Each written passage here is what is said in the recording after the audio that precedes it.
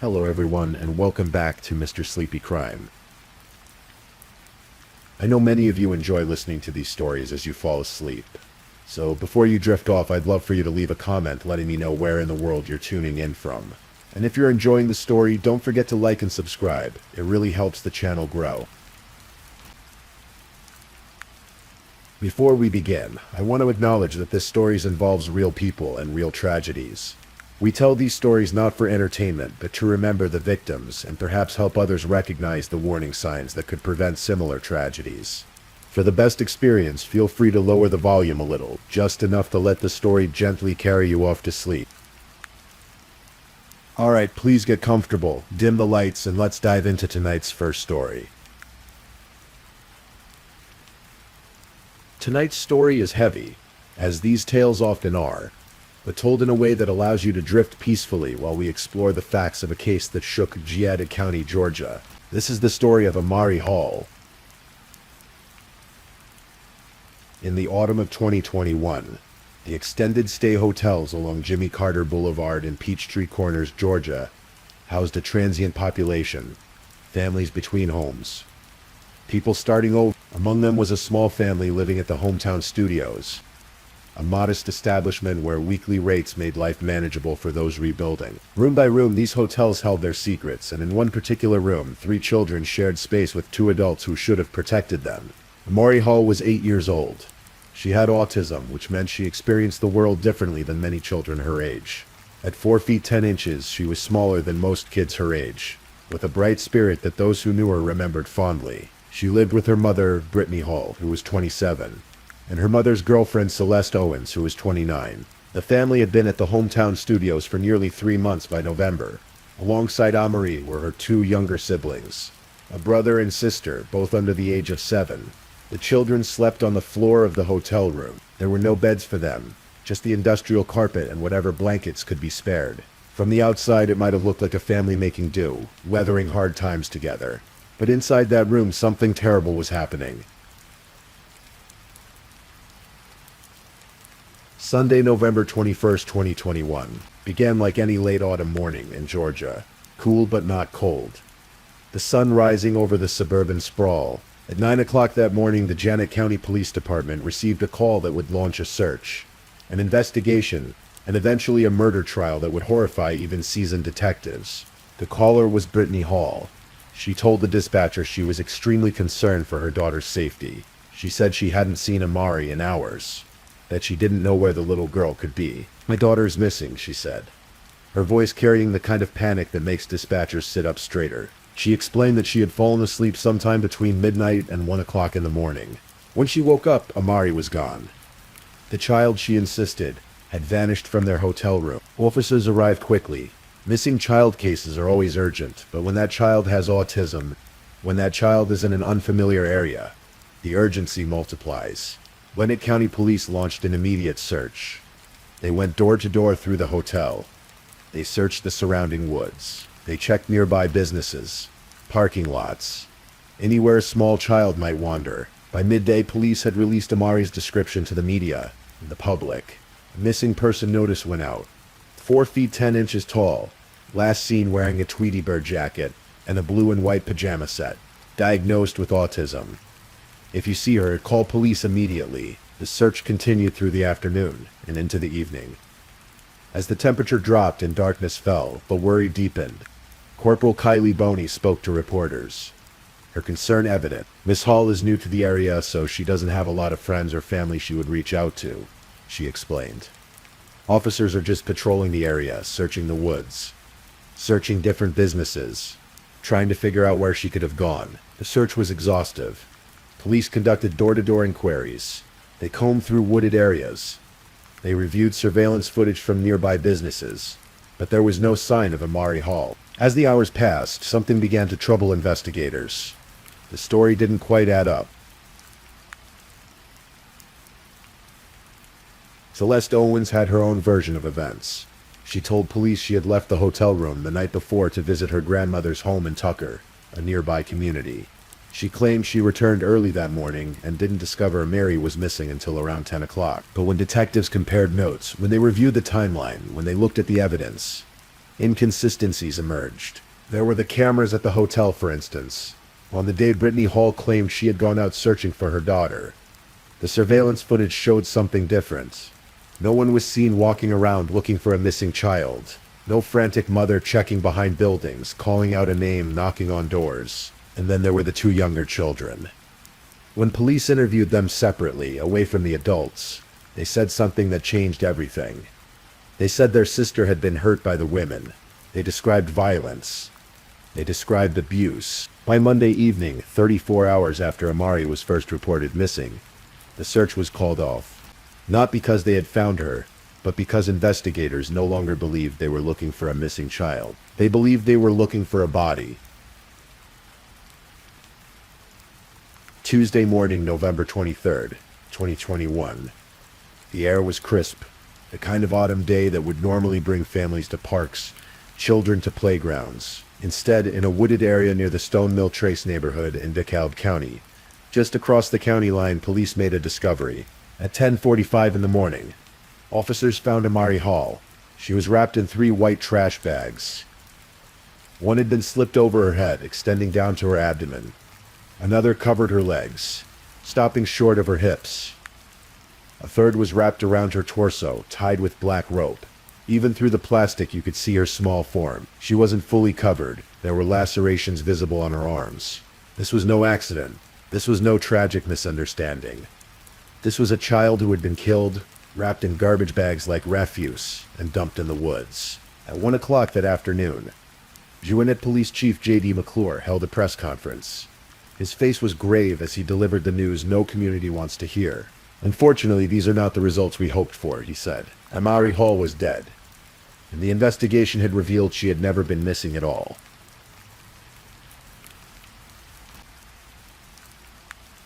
By the time Amari's body was found, both Brittany Hall and Celeste Owens were already in custody, arrested on charges of child cruelty. Now those charges would be upgraded. Owens would face murder. Brittany Hall would face charges of concealing a death.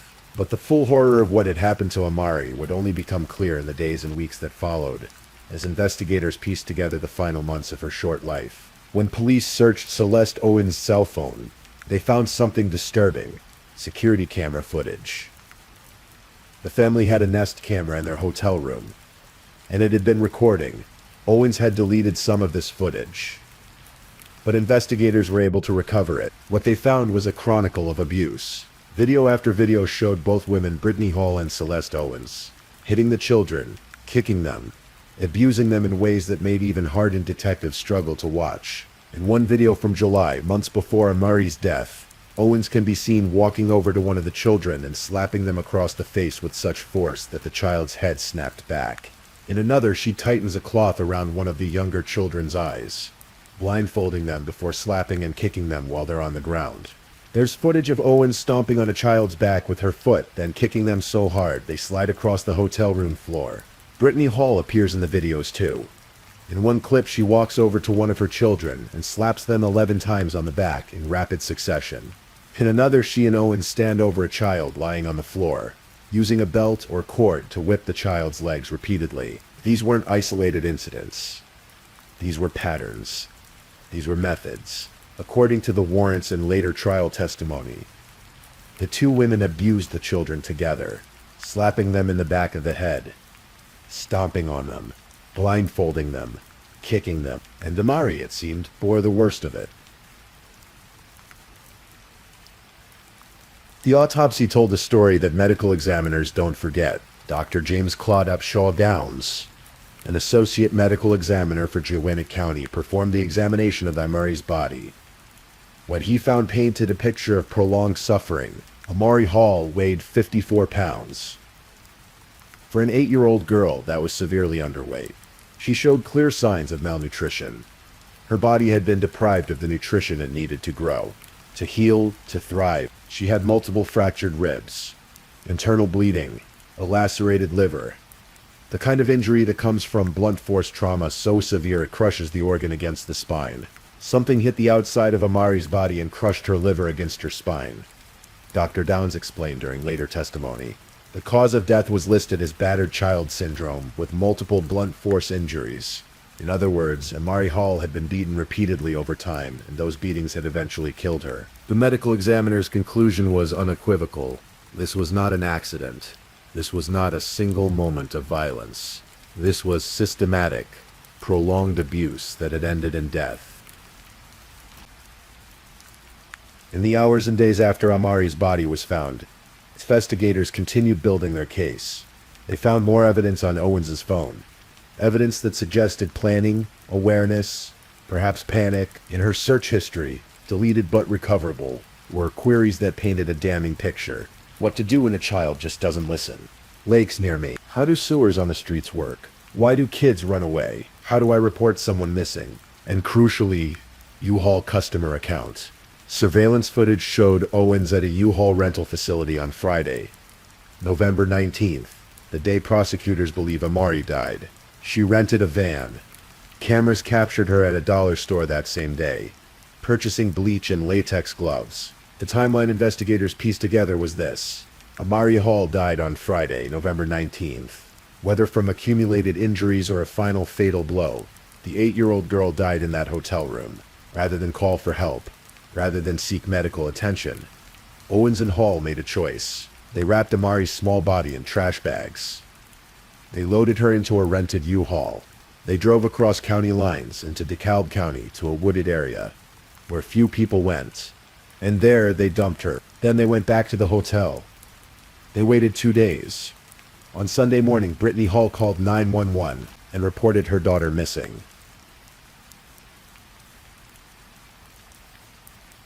The younger children, Amari's brother and sister, were placed into the care of Georgia's Division of Family and Children's Services.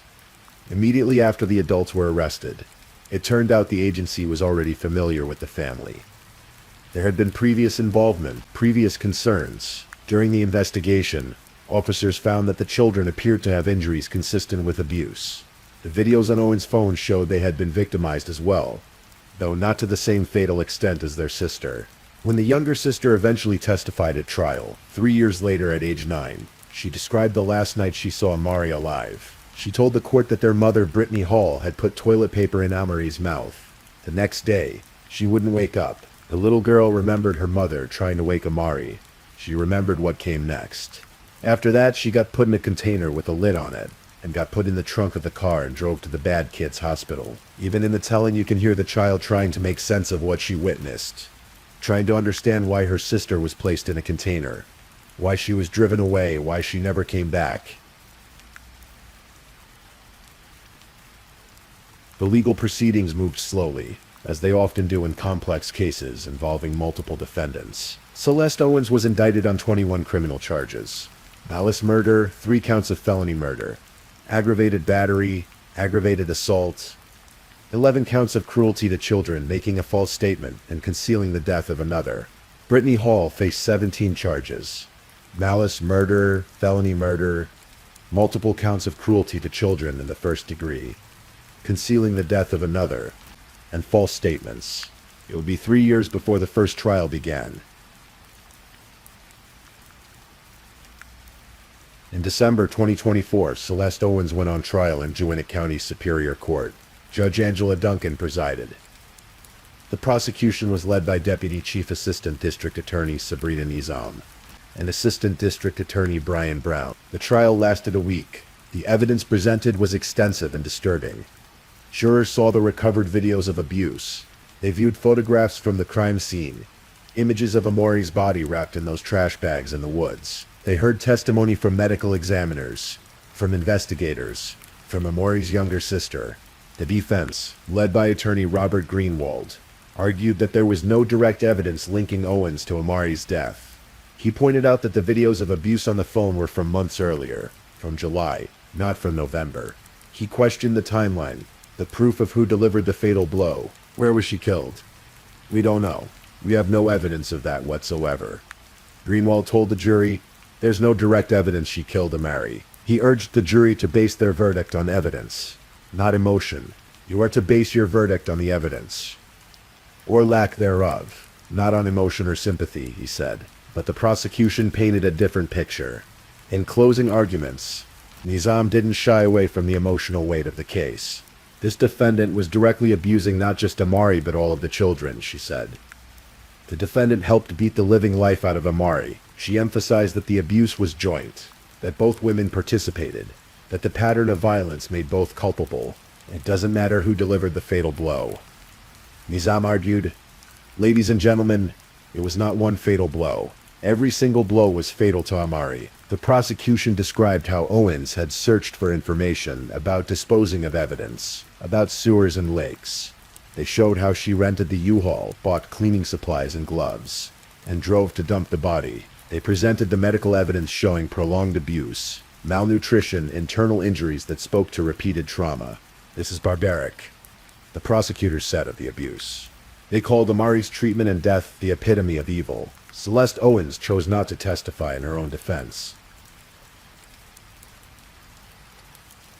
On Friday afternoon, December 13th, 2024, the case went to the jury. They began deliberations just before 3:30 in the afternoon. 2 hours later, they returned with their verdict. Guilty on all counts: malice murder, 3 counts of felony murder, aggravated battery, aggravated assault, 11 counts of cruelty to children, making a false statement, concealing the death of another. 21 guilty verdicts in total. The courtroom was silent as the verdicts were read. For some in attendance, there was relief that justice had been served. For others, the weight of what had been described over the past week was simply too heavy for any verdict to lift. Sentencing came swiftly.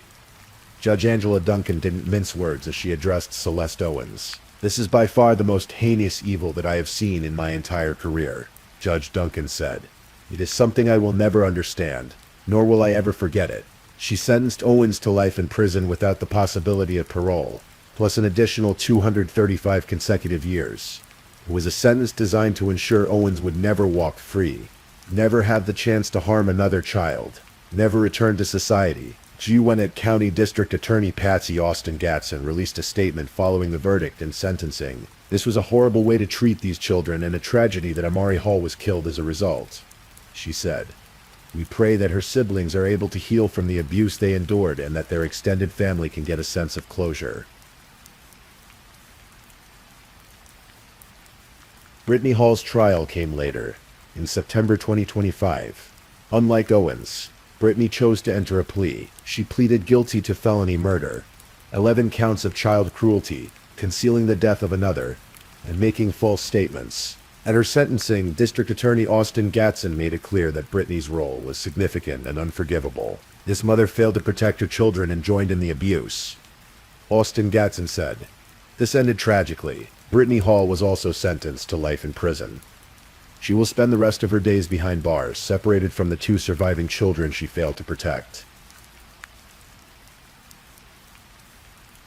The case of Amari Hall is one that lingers in the minds of everyone who encountered it. For the investigators who recovered those videos, who saw what was done to 3 small children in that hotel room. For the medical examiner who documented injury after injury on an 8-year-old's body. For the jurors who had to watch the evidence, hear the testimony, and then deliberate on the fate of the adults responsible. Judge Duncan's words at sentencing perhaps captured it best. This was evil she had never seen before. Evil she would never forget. It's cases like these that remind us how vulnerable children are. How much they depend on the adults in their lives for protection, for love, for basic safety. Amari Hall deserved a childhood. She deserved to grow up, to go to school, to play, to be loved. Instead, she suffered, and she died at the hands of the 2 people who should have protected her most. Her younger siblings survived, placed into the care of the state, hopefully with families who would give them what they had been denied. The road to healing from such trauma is long and uncertain, but at least they have a chance at a future their sister never got. In the woods of DeKalb County, in that place where Amari's body was found, there is nothing to mark what happened there. No memorial, no flowers, just trees and undergrowth. The same as any other patch of Georgia woodland. But for those who know the story, for those who worked the case, for the family members who loved Amari, that place will never be ordinary. It will always be where an 8-year-old girl's short life came to an end, where she was left like she didn't matter, when the truth was she mattered very much. Amari Hall mattered. Her story matters. Perhaps in the telling of it, in the remembering of it, We honor what was lost and recommit ourselves to protecting those who cannot protect themselves. The trial transcripts are sealed now, part of the court record. The videos are locked away in evidence storage, never to be casually viewed again. The hotel room where the abuse occurred has long since been rented to new guests. The carpet cleaned, the walls repainted, the history of the room unknown to those who stay there now. Life moves on, as it always does. But for those who knew Amari, for her extended family members who expressed disbelief in what happened, for the relatives who told reporters they were praying she would be found alive, the loss remains.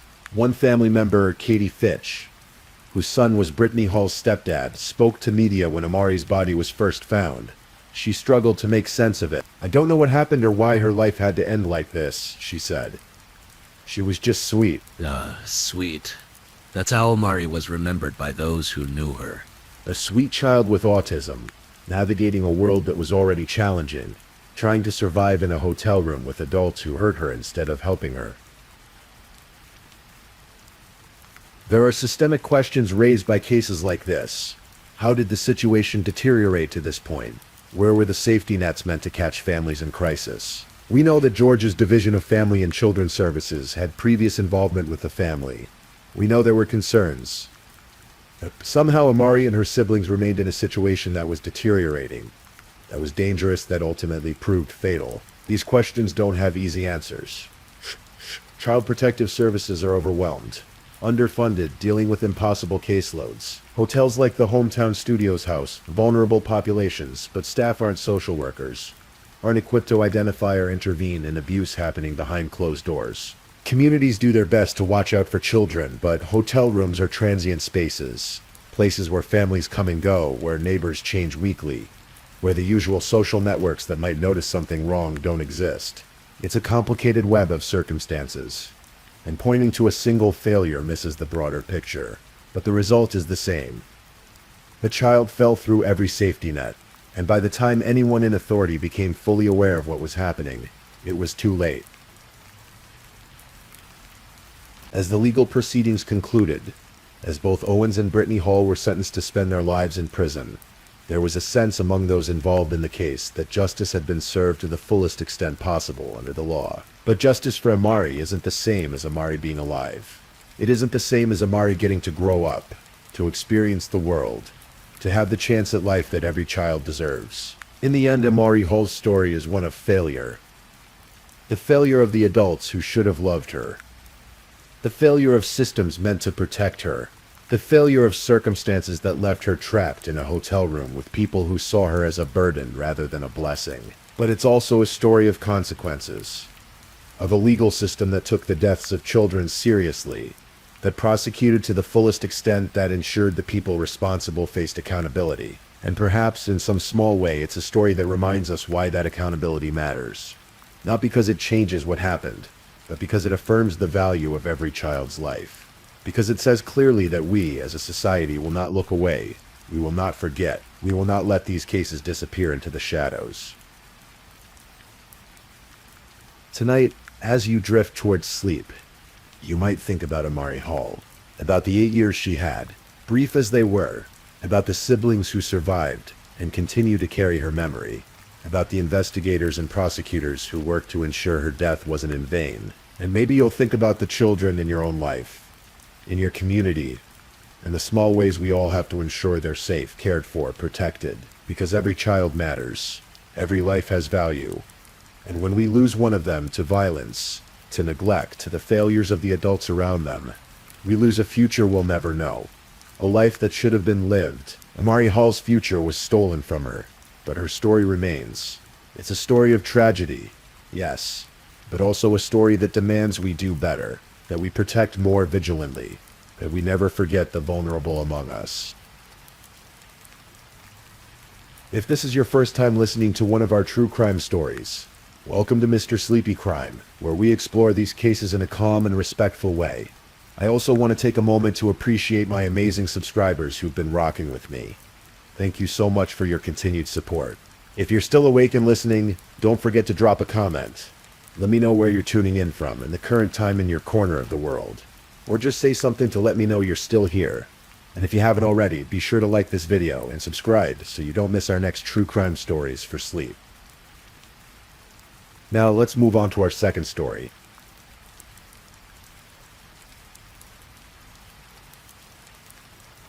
Story 2. Tonight we're going to explore a story that begins with hope and ends in tragedy. A story about dreams pursued, love found too quickly, and a paradise that became the setting for something unthinkable. So as we settle in, get comfortable and let me tell you about Chris Chin. This is a story that moves slowly, deliberately, the way waves lap against a tropical shore. And like those waves, it builds towards something inevitable.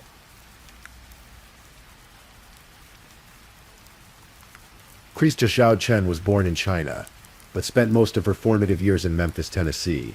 She was an only child, the center of her parents' world. Her mother, Xiaowei Liu, and her father, Tao Chen, had immigrated to give their daughter opportunities. And Krista embraced them all. In her 20s, Krista discovered a passion for baking. Not just the act of mixing flour and sugar, but the alchemy of transforming simple ingredients into something that brought joy to others. She attended Johnson & Wales University's prestigious pastry program, where she learned the fundamentals of French technique, the art of lamination, the science of dough. After graduating, Krista moved to Denver, Colorado, and opened her own bakery. It was called Sweet as Pie, a small neighborhood spot tucked away on Louisiana Street in the Bonnie Brae area. The bakery reflected everything. Krista was warm, welcoming, unpretentious. She filled it with mismatched mugs and cookbooks, created a space where locals could gather. Her menu featured Southern classics from her Memphis upbringing: biscuits and gravy, hummingbird cake, scones so tender that one food critic said they changed their entire opinion of scones forever. Krista wasn't interested in complicated, fancified desserts. She wanted to honor the classics, the comfort foods she grew up with. Done exceptionally well, customers would come in for a chocolate chip cookie and find themselves transported to childhood memories, with that perfect balance of crisp edges and chewy center. No surprises, just perfection. But running a bakery is exhausting work. The hours are brutal. You arrive before dawn to prepare the day's offerings. The profit margins are thin. After several years, Krista made a decision. She would pursue something different, something more stable. She decided to go back to school. At 33 years old, Krista enrolled at the University of Tennessee Health Science Center's College of Pharmacy. It was a bold move, a complete career change, but Krista approached it with the same dedication she'd brought to pastry. She excelled. In 2021, she received the Wolters Kluwer Clinical Drug Information Award of Excellence in Clinical Communication, recognition of her superior verbal and written clinical communication skills. After graduating, Krista took a position as a pharmacist at a local Kroger supermarket in Memphis. She was building a new life, a stable career. Those who knew her described her as someone who lit up a room, someone you felt you'd known your entire life the moment you met her. She fostered dogs. She trained to run a marathon to raise money for St. Jude Children's Research Hospital. She was the kind of person who made the world a little bit better. And then in November of 2021, at 36 years old, Krista met Bradley Dawson. Bradley Robert Dawson was 38 years old when he met Krista. He worked as an IT specialist at Youth Villages, a nonprofit organization in Memphis that provided services to at-risk youth.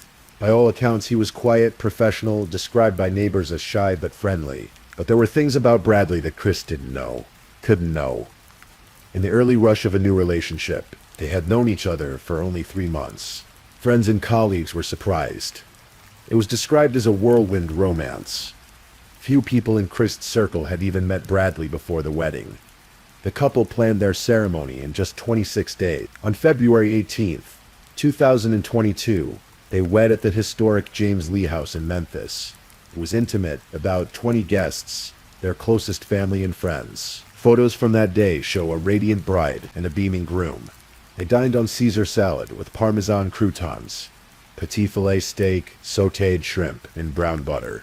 There was wedding cake for dessert, naturally. The photographer posted that Krista and Brad's joy radiated all over their faces. After the wedding, the couple settled into a house in the Cooper Young neighborhood of Midtown Memphis, an area known for its hip, eclectic vibe. Bradley continued his work in IT. Christie continued at the pharmacy. To neighbors and casual observers, they seemed happy, but beneath the surface perhaps there were currents. The kind you don't notice until they pull you under. 5 months after their wedding, in July of 2022, Bradley and Christie's finally embarked on their honeymoon. They had delayed it, perhaps due to work obligations, perhaps to save money, but now they were going somewhere truly special, Turtle Island Resort in Fiji. Let me paint you a picture of this place, because understanding the setting is essential to understanding what happened. Turtle Island is located in the Yesawa archipelago, about 30 minutes by seaplane from Nadi, Fiji's main international gateway. It's a 500-acre private island with only 14 beachfront villas called bires in Fijian. Only 14 couples are allowed on the island at any given time. It has 12 private beaches, pristine coral reefs, and was the filming location for the 1980 movie The Blue Lagoon, starring Brooke Shields. This is not a place you go to casually. Rooms cost thousands of dollars per night. Everything is included: gourmet meals prepared with fresh seafood caught daily, wine from boutique wineries, private beach picnics, horseback riding at dawn, snorkeling in waters teeming with tropical fish. Each couple is assigned their own personal concierge, called a biramama, who attends to every need. The island is powered by solar energy. The villas are handcrafted by Fijian artisans. There's very limited Wi-Fi, deliberately so, to encourage guests to disconnect from the outside world. It's a place designed for romance, for connection, for escaping reality. Over half of the guests who visit Turtle Island return. Many say it's the most magical place they've ever been. The Fijian staff become like family. Guests form deep friendships over communal dinners under the stars. Bradley and Christie arrived at Turtle Island on July 7th, 2022. They were assigned to Beer number 15, a spacious villa right on the water. For 2 days they existed in paradise. And then on the night of July 8th, something changed. The evening of July 8th began normally enough. Resort staff later recalled seeing Bradley and Christie at dinner. The resort offered communal dining, where all guests gathered together, though couples could also opt for private meals. But witnesses noticed something. Christie seemed upset. At the resort's floating bar, perched over the crystal-clear lagoon, staff observed that she appeared withdrawn, troubled. Bradley and Christie were heard arguing. What were they fighting about? Later, during the investigation, a detail emerged. Christie had discovered something that evening. She learned that Bradley had been to Turtle Island before, with his ex-wife. The same paradise, the same romantic setting, perhaps even the same Bjorn. The revelation must have felt like betrayal, the tarnishing of what should have been their special, unique moment. The argument continued as night fell over the island. Around midnight, a night watchman making his rounds heard sounds. The noise complaint was filed about Beer 15, raised voices, disturbance. But this was a luxury resort, a place where staff were trained to be discreet, to give guests privacy. The watchman made note of it, but didn't intervene. He saw Bradley alone, walking along the beach in the early morning hours of July 9th. Bradley eventually returned to the bureau. The watchman didn't see him again, but Bradley didn't stay in the bureau for long. In the darkness before dawn, Bradley Dawson gathered certain items. He left his sophisticated GPS watch behind. He left his phone behind, but he took his wallet, and he took his passport. Then he walked down to the beach, found a kayak, and paddled away into the night. July 9th was a beautiful day on Turtle Island. The sun rose over the blue lagoon.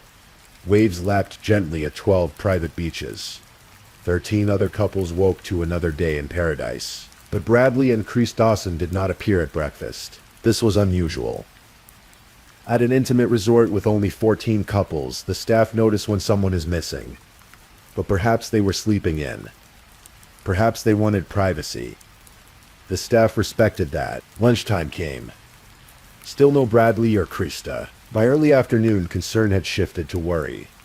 A butler was sent to check on Bureau 15. He knocked on the door. No answer. He knocked again. Called out. Still nothing. Finally, he used his key and opened the door. The bureau was quiet. Too quiet. He called out again. Then he walked toward the bathroom. What he found there would haunt him forever. Christie Dawson was wedged between the toilet and the wall. Her body was covered in blood. The bathroom was a crime scene. There was blood on the walls, blood on the floor, blood pooled around her still form. The butler ran to alert the resort manager, who immediately called the Fiji police. When authorities arrived and began their investigation, the full horror became apparent. Krista had suffered massive trauma.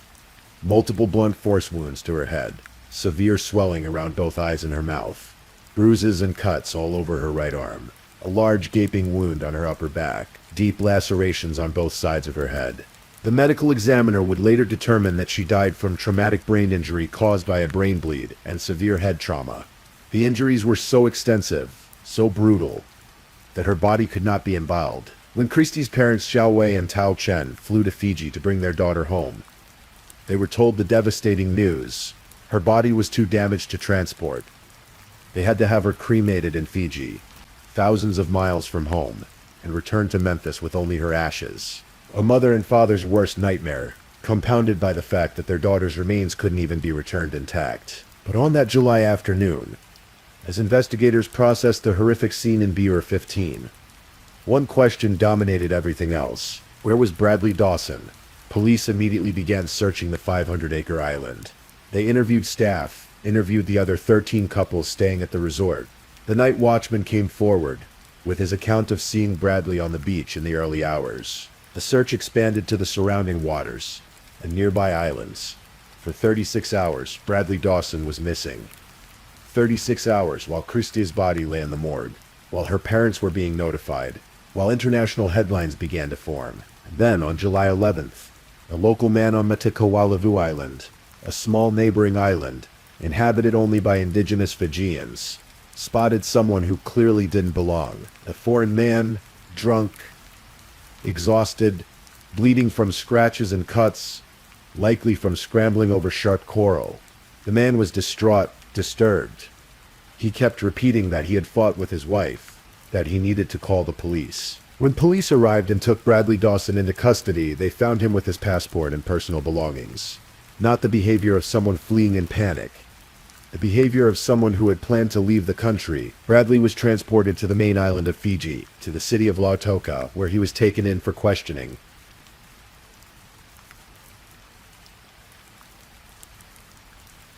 In those first hours and days after his arrest, reports suggest that Bradley Dawson confessed to killing Christie.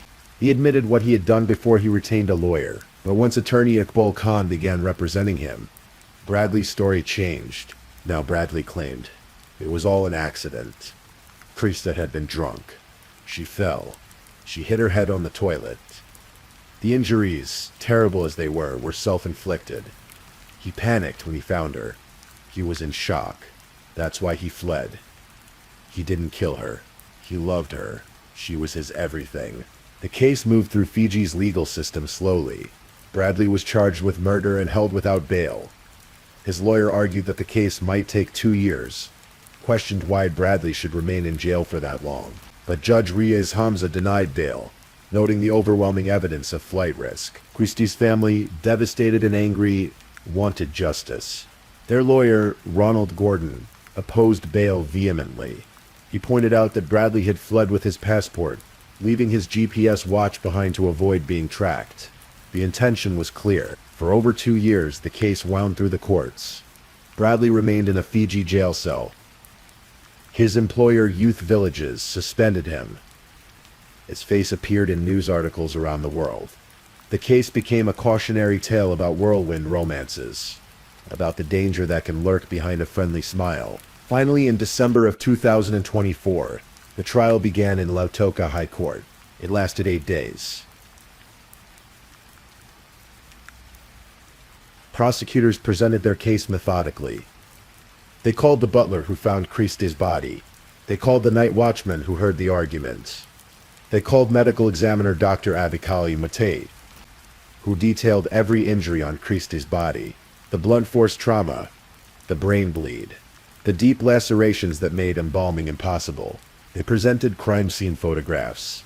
They showed the jury the blood-spattered bathroom, the toilet tank that had been damaged in the violence, Christie's body wedged between toilet and wall. They established a timeline, the argument at dinner, the noise complaint at midnight, Bradley seen on the beach alone in the early morning, the kayak stolen, Krista's body found in the afternoon. Bradley captured 36 hours later with his passport. Bradley Dawson did not testify in his own defense. He called no witnesses. His lawyer maintained that Krista's death was accidental, that she had fallen while intoxicated, that the injuries, terrible as they appeared, were self-inflicted. But how do you accidentally inflict multiple blunt force wounds to your own head? How do you accidentally create a gaping wound on your own back? How do you accidentally cause your own brain to bleed so severely that death follows? And if it was truly an accident, why flee? Why not call for help? Why not try to save your wife's life? Why leave her body propped against a toilet and paddle away into the darkness with your passport? Judge Hamza listened to all the evidence. On December 16th, 2024, he delivered his verdict. I am satisfied beyond a reasonable doubt that the accused engaged in conduct which caused the death of Krista Yao Chen, he said. The evidence clearly shows that the accused either intended to cause Chen's death or was reckless as to causing her death. He rejected the defense's version of events entirely. This court cannot accept this version of the accused. A reasonable person would have tried to help rather than left her body propped up against the toilet. Bradley Robert Dawson was found guilty of murder.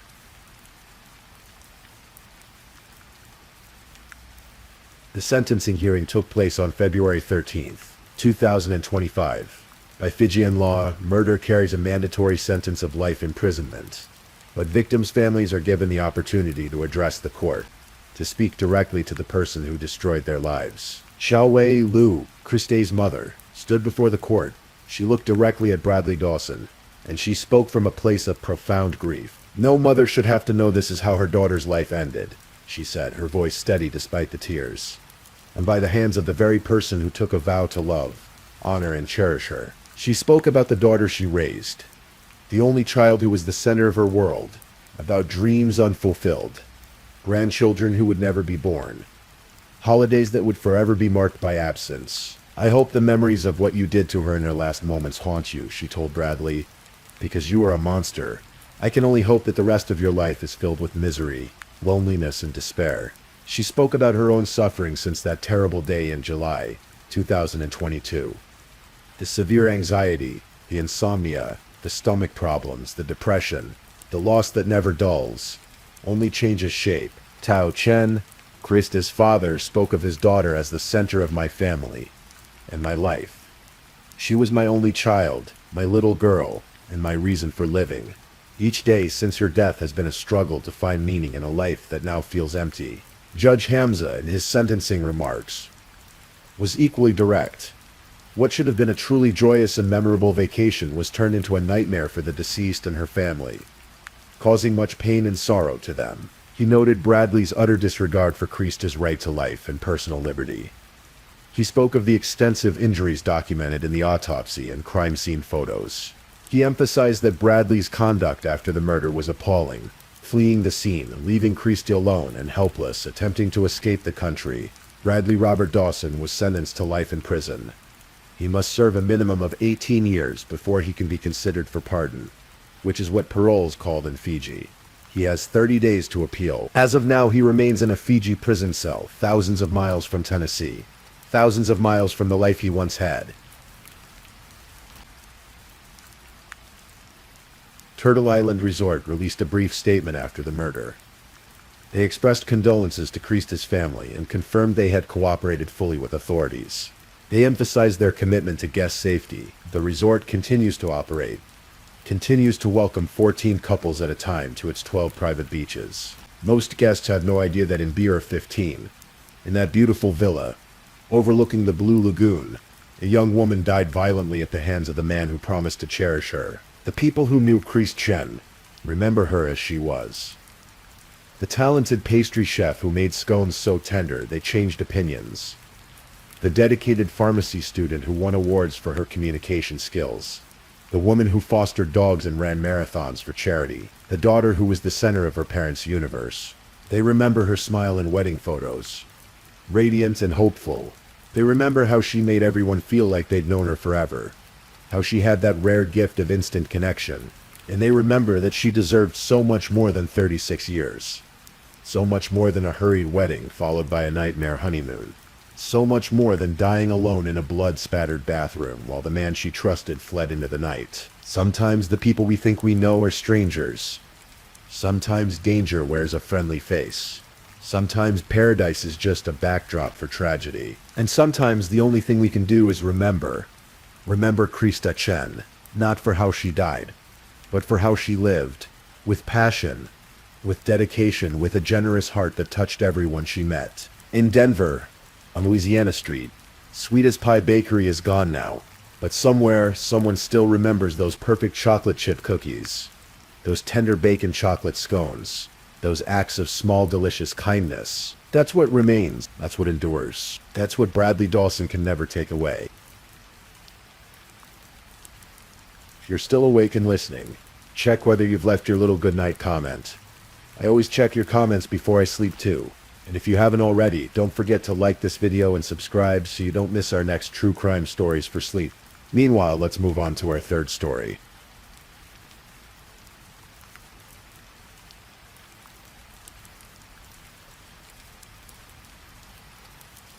Story 3. This is the story of a man who believed in kindness. A man who walked children safely to school. A man whose students affectionately called him Officer Nice Guy. His name was Bo Schroyer, and his story takes us from the small-town streets of Minnesota to the remote villages of Angola, Africa, where faith, devotion, and darkness would converge in ways no one could have predicted. Let yourself drift as you listen. There's no rush, just the slow unfolding of events that happen far from home, in a place where the sun sets differently, where the sounds are unfamiliar, and where the boundaries between devotion and deception became fatally blurred.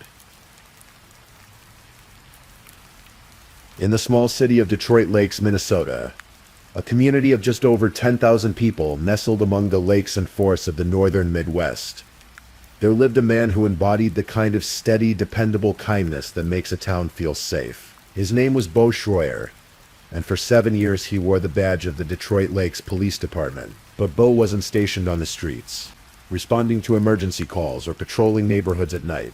Instead, he worked as a school resource officer, a position that placed him at the heart of the community's daily life. Every morning he would walk children to school, his presence a reassuring constant in their young lives. He knew their names. He knew their faces. He made them feel protected. The students gave him a nickname that captured everything about who he was. Officer Nice Guy. It wasn't meant as mockery or jest.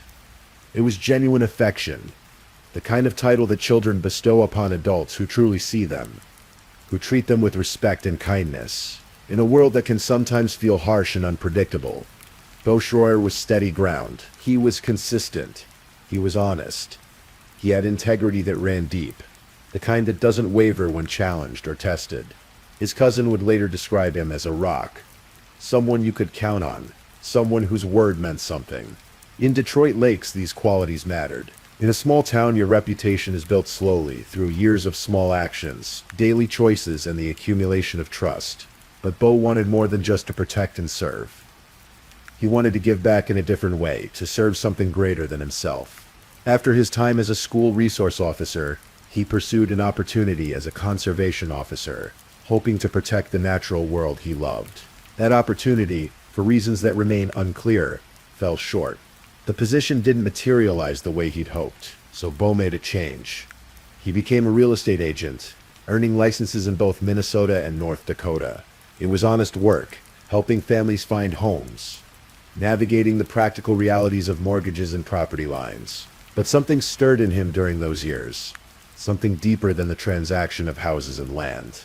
A calling, as he would describe it, a sense that God wanted him to do something more, and that calling would take him and his entire family far from the lakes and forests of Minnesota.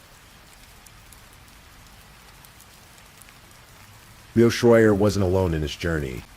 He had a wife, Jackie, and together they had built a life that included 5 children, ranging in age from 9 to 17. The Schroyers were longtime members of the Lakes Area Vineyard Church in Detroit Lakes, a community of faith that had supported them through the years, through the ordinary challenges and joys of raising a family. When Bo began to feel that calling to missionary work, it wasn't just his decision to make. It was a family decision, one that would affect every member of their household. Jackie supported the idea.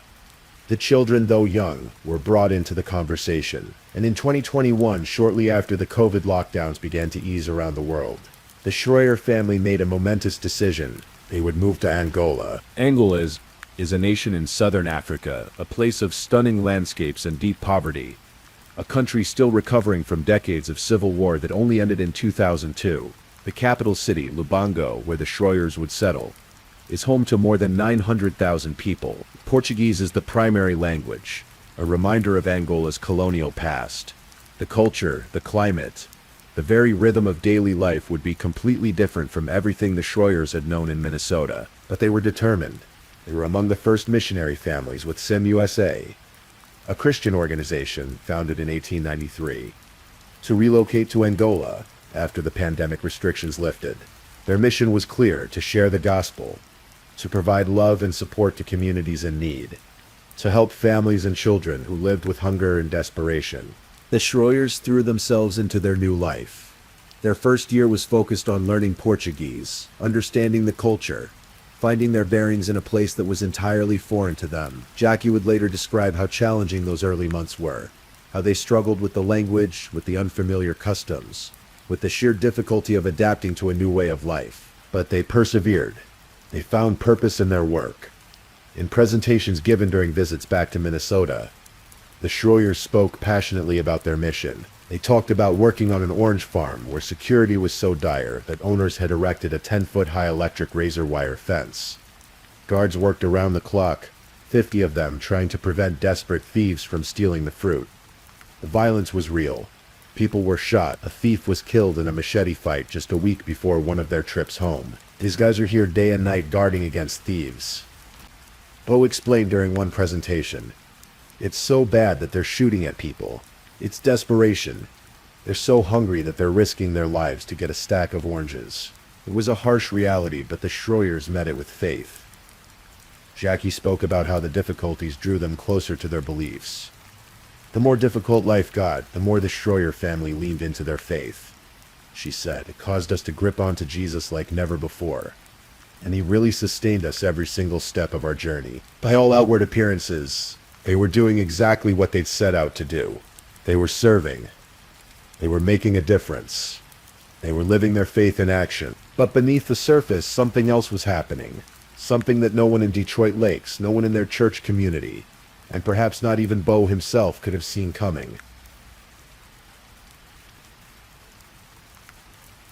In Angola, security was a constant concern.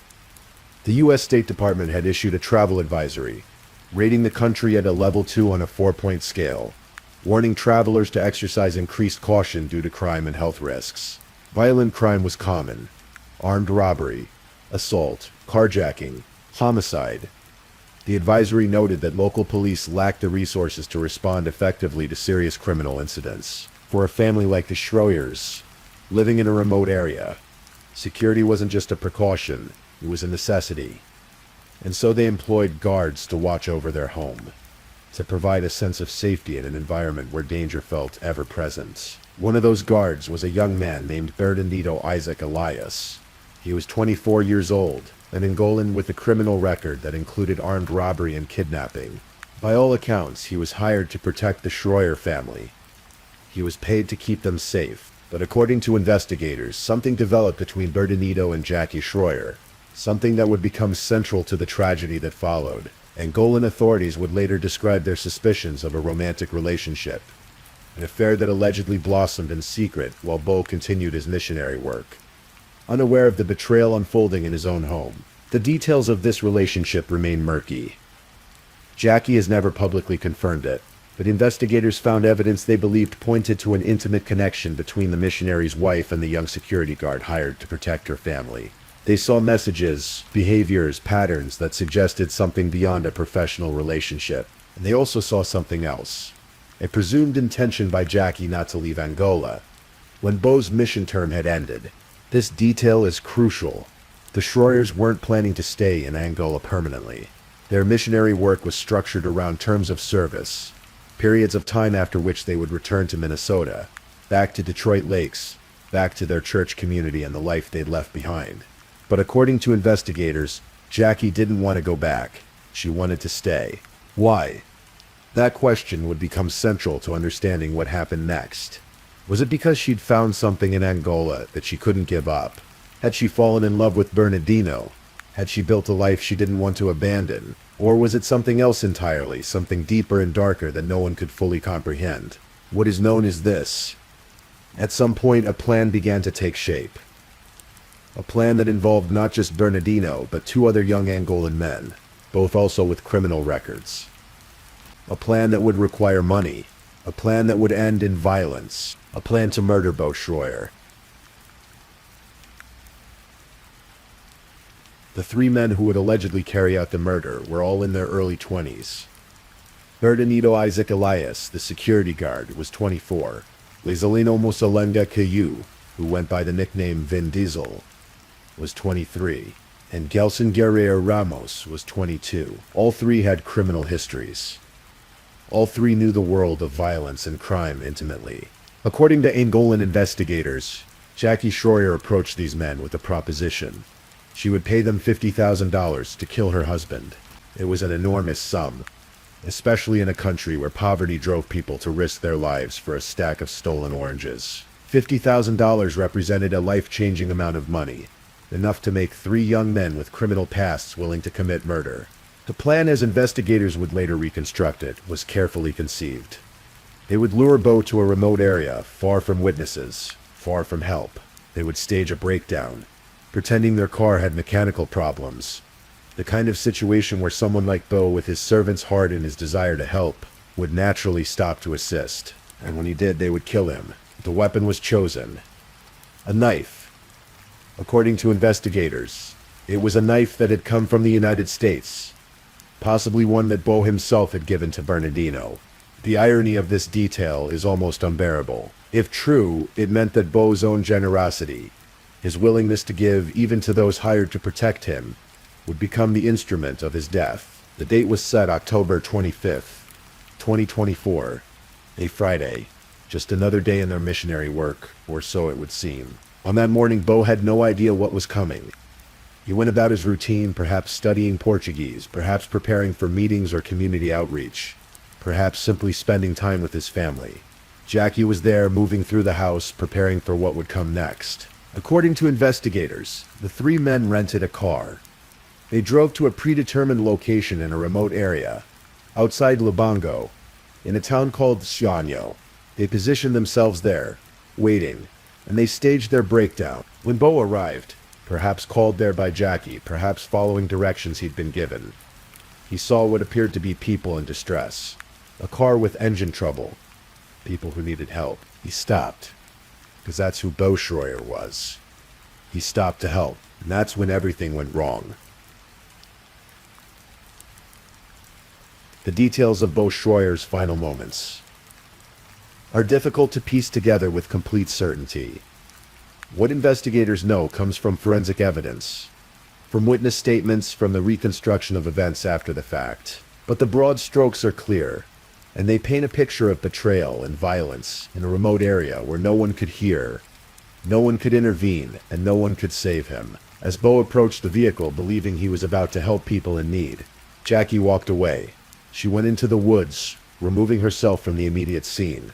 This detail, reported by Angolan authorities, is chilling in its implications. If it's true, it means she knew what was about to happen. It means she had to separate herself, to create distance, so that when investigators arrived, she could claim she hadn't witnessed the violence. The three men moved quickly. Bo was attacked, stabbed repeatedly with the knife they'd brought. The attack was brutal and fatal. By the time it was over, Bo Schroyer, the man who'd walked children safely to school, the man who'd left his career in his country to serve others, was dead in a remote area of Angola, far from home, far from everything he'd known. His body was found inside the vehicle, surrounded by his belongings. When authorities arrived, Jackie was there at the scene. According to police reports, she appeared distraught, seemingly devastated by what had happened to her husband. She played the role of the grieving widow, the shocked and traumatized survivor of a random act of violence. But investigators weren't convinced. Something about the scene didn't add up. Something about Jackie's story, her behavior, The circumstances of the attack raised suspicions from the very beginning. They began to investigate more deeply. They looked into the backgrounds of everyone involved. They examined phone records, financial transactions, relationships. And what they found led them to the three young men and to Jackie herself. On October 29th, just 4 days after Beau's murder, Bernardino Isaac Elias, the security guard, was arrested. On November 5th, a second suspect, Isolino Vendizel Cayu, was taken into custody, and then, in the days that followed, Jackie Schroyer was also arrested. The Angolan Criminal Investigation Service held a press conference.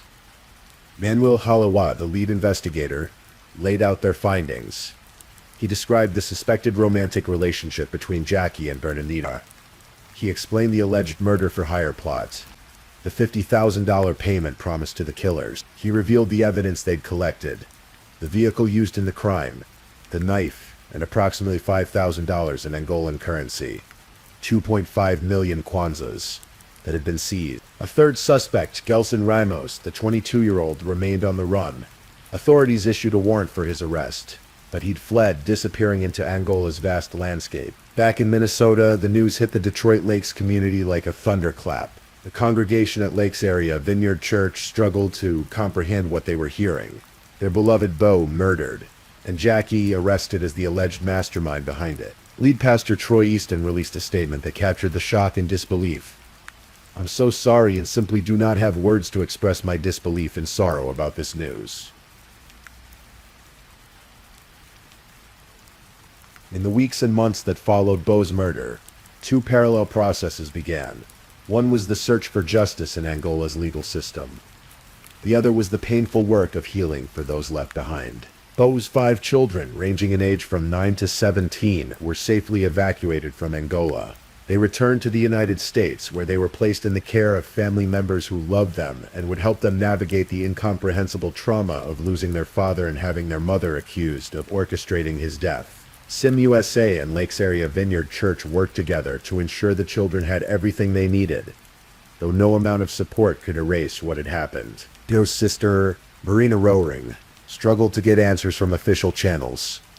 The family's contact with the U.S. Embassy in Angola was limited and frustrating. They received a name and phone number for the lead investigator, but he spoke only Portuguese, leaving them unable to communicate directly.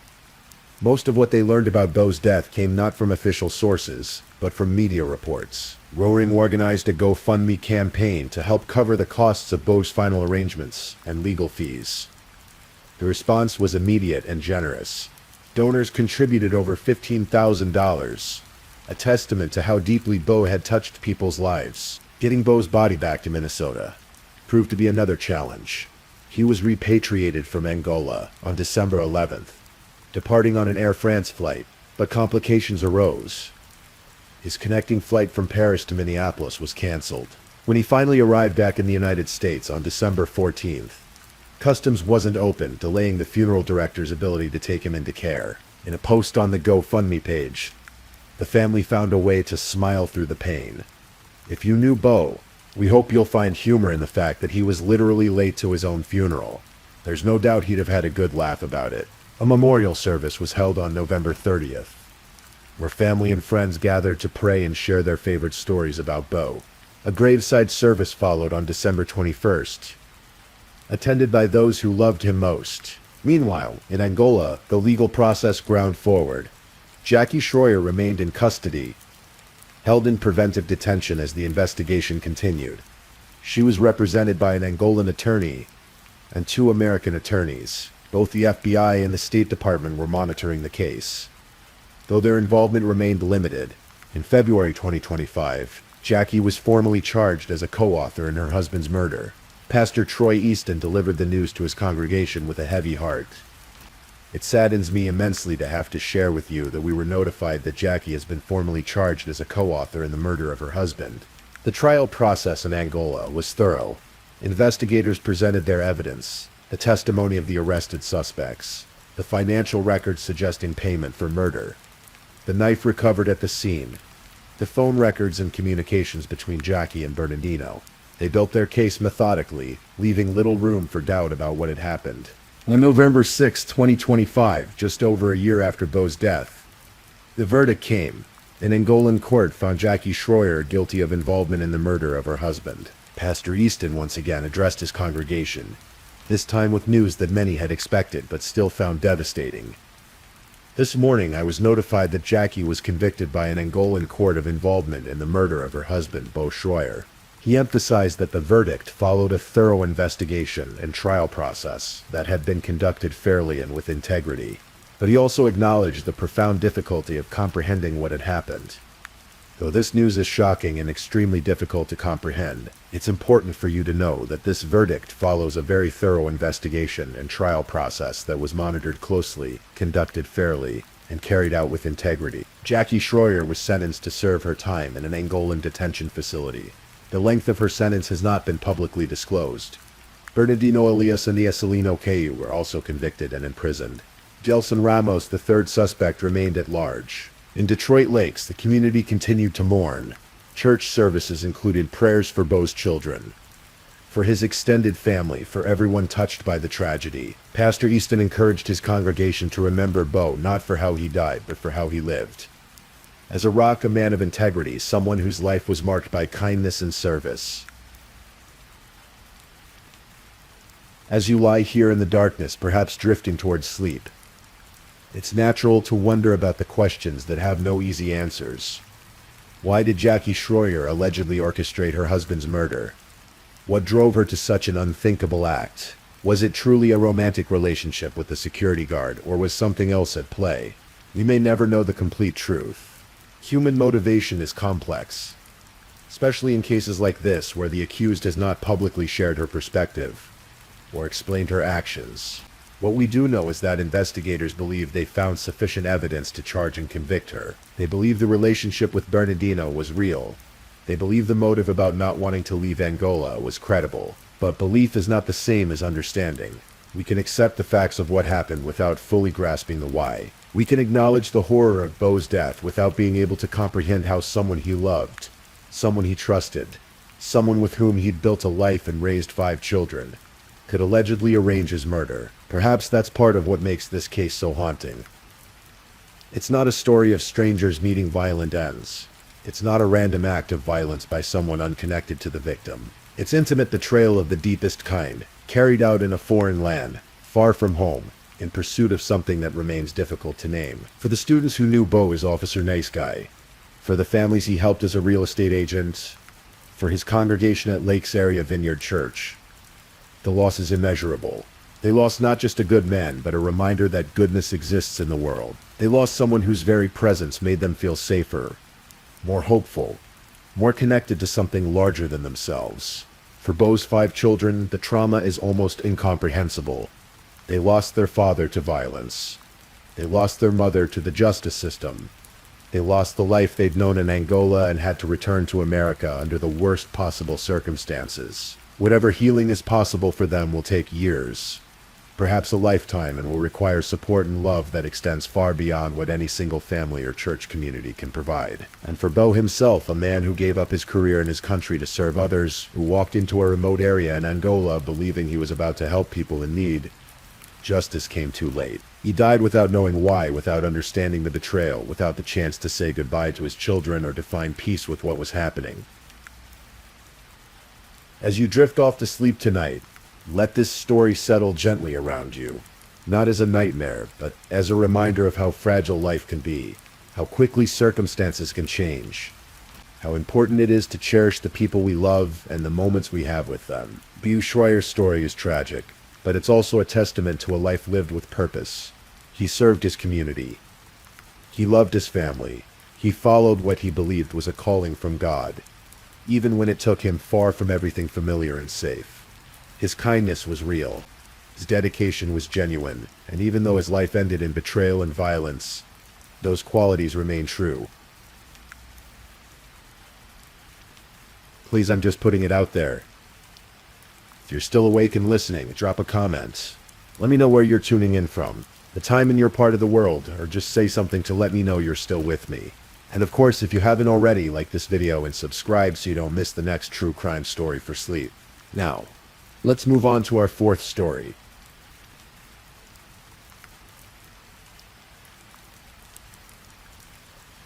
Story 4. Tonight, I'll share with you a story. A story about a woman who lived with purpose and ambition, who loved deeply and dreamed boldly. But like many true crime stories, this one ends in tragedy. It's a reminder that darkness can hide in the most familiar places, and that the people we think we know best can sometimes surprise us in the most devastating ways. This is the story of Cherelle Pringle. In the winter of 2021, in the city of Woburn, Massachusetts, just north of Boston, lived a woman named Cherelle Michelle Pringle. She was 40 years old, born on a cold January day back in 1981. To know Cherelle was to know someone who never stopped moving forward. Someone who always, as her family would later say, kept her foot on the gas. Cherelle's story began in the public schools of Boston, where she attended Chittick Elementary School, then Solomon Lewinberg Middle School, and finally graduated from West Roxbury High School. But education didn't end there for Cherelle. She was ambitious, driven by dreams that reached beyond what many might have thought possible. She enrolled at Roxbury Community College, where she earned her associate's degree in business. But even that wasn't enough for her restless, creative spirit. She went on to the University of Massachusetts, Boston, where she pursued something that truly captured her heart: fashion design. Cherelle saw the world through an artist's eyes. She loved color, texture, style. She loved the way clothing could transform a person, could tell a story without words. For more than 10 years, she worked at the Stewart Medical Group in Watertown, Massachusetts. But fashion and creativity remained her true passions. Those who knew Cherelle described her as a natural-born leader. She was the kind of person who walked into a room and changed its energy. She promoted events around Boston, and she was particularly proud of an annual black tie dance she organized. She loved shopping, traveling, and photography. She captured moments, preserved memories. Her smile, friends would say, was constant and beautiful. Everything was always good with Cherelle, or at least that's how she made it seem. But more than anything else in this world, Cherelle loved her son. His name was Jamani Leryan, and he was 19 years old in December of 2021. The bond between mother and son was described as unbreakable. Cherelle pushed him to be better, to do more, to reach higher. She was his foundation, his support system, the person who believed in him even when he might not have believed in himself. In her obituary, written after her death, her family wrote that she was an amazing mother who always made sure she was there for Jamani. They had, and would always have, an unbreakable bond. Cherelle also had a large, loving family. She had a big brother named Deoshus Wesley, who served as her guardian, step-siblings Danielle and Dana Carthy, and her mother Pearl Garner. She leaves behind, as her obituary put it, a boatload of relatives. She also had a dog she adored, and her home in Woburn was filled with photographs, memories of trips taken, dreams still waiting to be realized. In the fall of 2021, Cherelle had recently put in an offer on a new house. It was a big step, the kind of decision that speaks to hope and planning for the future. The offer was approved, but tragically it was approved after she was already gone.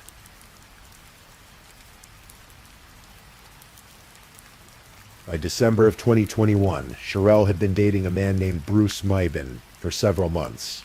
He was 44 years old and lived in Lynn, Massachusetts, not far from Woburn. To the outside world, they seemed like a couple.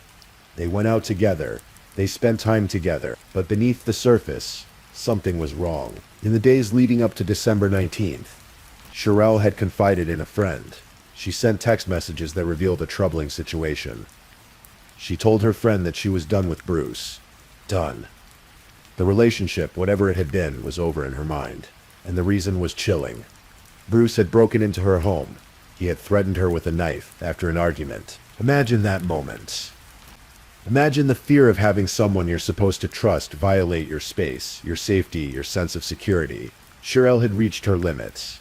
She had decided to end things, but she hadn't yet had the chance to make that clear to Bruce. Or perhaps she had, and he refused to accept it. On the evening of Saturday, December 18th, Cherelle told her mother she was going out on a date. It was a simple statement, the kind of thing a daughter tells her mother without a second thought. She was heading into Boston to meet Bruce. They were seen together at a nightclub around 1:30 in the morning on Sunday, December 19th. And then as the early morning hours unfolded, Sherelle simply vanished. She didn't come home that Saturday night. She didn't answer her phone. She didn't respond to text messages. For anyone who knew Sherelle, this was immediately alarming. She was not the kind of person to disappear without explanation. She was responsible. She was communicative. She was a mother. By Sunday evening, around 7:45, Giovanni Larion couldn't wait any longer. He called the police in Lynn and reported his mother missing. He knew something was wrong. Son knows his mother, knows her patterns, knows when something is off, and everything about this situation screamed that something terrible had happened. When someone you love goes missing, time becomes strange. Hours feel like days. Every moment without answers is agony. For Cheryl's family and friends. Sunday night stretched into Monday, and Monday stretched into Tuesday. The police had been notified. They shared Cheryl's information with other departments. But to Jamani, to Pearl Garner, to everyone who loved Cheryl, it didn't feel like enough. The family didn't wait for official channels to provide answers. They took matters into their own hands. They printed flyers with Cheryl's face on them and distributed them all over the area. They used technology, tracked her phone. They discovered that her phone's last known location was near a catch basin on the side of the road. It wasn't much, but it was something. They drove to the location. They searched. And that's when they found Cheryl's purse by the side of Route 107, near the Rumney Marsh Reservation in Sayas. Their hearts must have stopped. A purse. Her purse. But where was she? Two of Cheryl's friends, Troy Moore and Dante Webb, were among those searching. Dante said he thought he saw something. They doubled back. They looked more carefully. And there, in the marsh, in the bushes off the highway, they found her. It was Tuesday, December 21st, 2021, 2 days after she'd been reported missing. 2 days of searching, of hoping against hope, of praying for a miracle that would never come. Cheryl Michelle Pringle was dead. Her body had been left in the marsh like refuse, like something disposable. The Essex County District Attorney's Office would later confirm that foul play was suspected. This wasn't an accident. This wasn't natural causes. Someone had taken Cheryl's life. At the scene on Tuesday afternoon, more than 24 police and emergency vehicles lined Route 107. Investigators combed through the area. The marsh, the roadway, every inch of ground that might hold a clue. Across the road, dozens of family members and friends gathered. They stood in shock, in disbelief, in overwhelming grief. Among them was Jamani Larian, who had reported his mother missing just 2 days before. He was now standing near the place where her body had been found. Can you imagine what that young man felt? The guilt, perhaps, of not checking on her more carefully. The anger at the person who did this. The emptiness of knowing he would never see his mother again. And there was Pearl Garner, Cheryl's mother. She sobbed while family members rubbed her back and embraced her. Later she would describe what those days had been like. Pure hell, she called it. As a mother, she said, she felt like her heart had been ripped out. She didn't know what was going on. She felt the police should have been doing more, should have been acting faster. Friends spoke to reporters who had gathered at the scene. One friend, Ayana O'Brien, who had known Cheryl since she was 12 years old, said that everybody knew her and everybody loved her. That's why so many people were there that day. The whole community was heartbroken. Glenn Wilder, Cheryl's cousin, remembered her smile. She was always happy, he said. Everything was always good with Cheryl. The investigation immediately turned to the last person known to have been with her. Bruce Maben. Jean-Maid had told police from the very beginning to locate Bruce, to find him, to check his phone. Everything, he said, tied back to one simple fact. Bruce was the last person with her. If you're the last person with somebody who's missing, Jamani reasoned, you should be the first one to help, the first one to go to the police, the first with everything. But Bruce wasn't helping. He wasn't in contact with anyone. That to Jamani was a sign. On Thursday, December 23rd, 2021, just 2 days before Christmas, Bruce Maben was taken into custody. He was arrested and charged with larceny over $1,200. tampering with evidence, and obstruction of justice. Notably, at that time, he was not yet charged with Cheryl's murder, though everyone knew the investigation was pointing in that direction. His arraignment took place in Lynn District Court. Nearly 350 spectators attended via Zoom. In the courtroom itself, the atmosphere was tense, electric with anger and grief. When Bruce appeared before Judge William Martin, the crowd erupted. People began yelling, berating him. Family members and friends of Cheryl could not contain their outrage. They shouted, "Justice for Cheryl Pringle," and "We found her." The judge had to abruptly end the hearing because the situation was becoming uncontrollable. Bruce's defense attorney, John Morris, entered a not guilty plea on his behalf. Morris told reporters that Bruce denied the charges and insisted he did not kill his girlfriend. He claimed the government didn't have much evidence, that they couldn't identify Bruce doing anything wrong. It was a claim that would not age well. Bruce was held without bail. Over the following weeks, as investigators pieced together what had happened, it became clear that more charges would be coming. On Tuesday, January 4th, 2022, Bruce Mybin was formally charged with the murder of Cheryl Pringle. Once again, a not guilty plea was entered on his behalf. The case moved through the legal system, from Lynn District Court to Essex County Superior Court after a grand jury indictment. Throughout this process, Cheryl's family showed up to every court appearance. Dozens of them, sometimes more than 30 people, would fill the courtroom to watch the proceedings. They wanted Bruce to see them. They wanted him to know that Cheryl was loved, that she mattered, that her life had value.